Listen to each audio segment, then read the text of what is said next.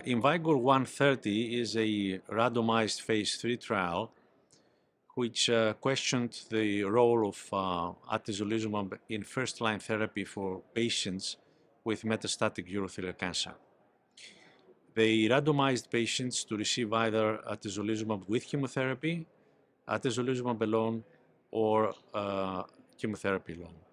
It had a complex statistical design, including a hierarchical approach.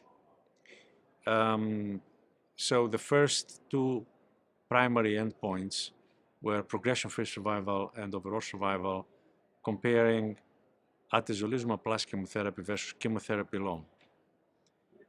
The first co-primary endpoint was met, which was progression-free survival, but unfortunately the second co-primary endpoint, overall survival, was not met. So according to the design of the trial, all the remaining comparisons of atezolizumab monotherapy would be exploratory.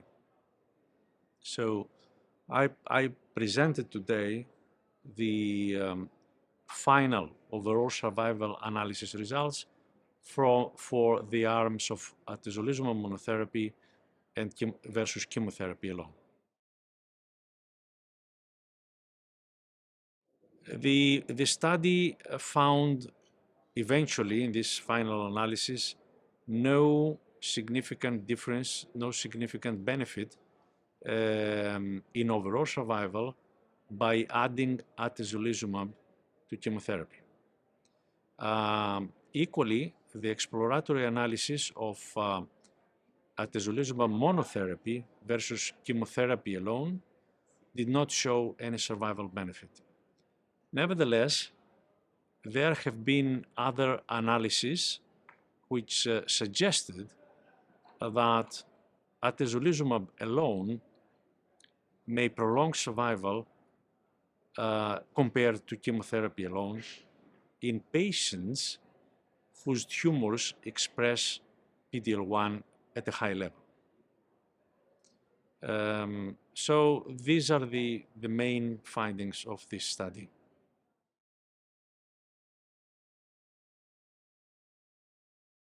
First of all, the fact that regulatory-wise IMvigor130 was negative, it doesn't mean that we haven't learned a lot from IMvigor130, and we will learn more because there are other sub-analyses to come.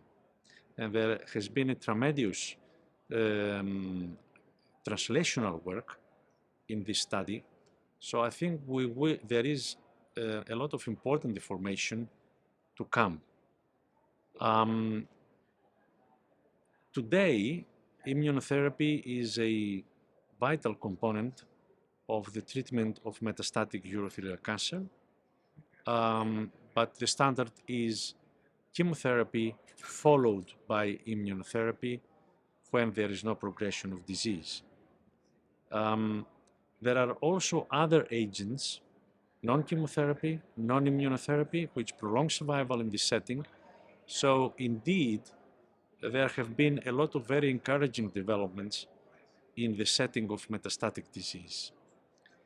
All these new drugs, these effective drugs, are now being tested in earlier stages of the disease, namely in non-muscle invasive bladder cancer, which is the most frequent type of bladder cancer, and also the muscle invasive bladder cancer non-metastatic, where there are now studies about the use of neoadjuvant or adjuvant immunotherapy in these patients. So I think that we need to wait for the results of the studies, but the next decade, I'm sure that will bring quite exciting things for bladder cancer.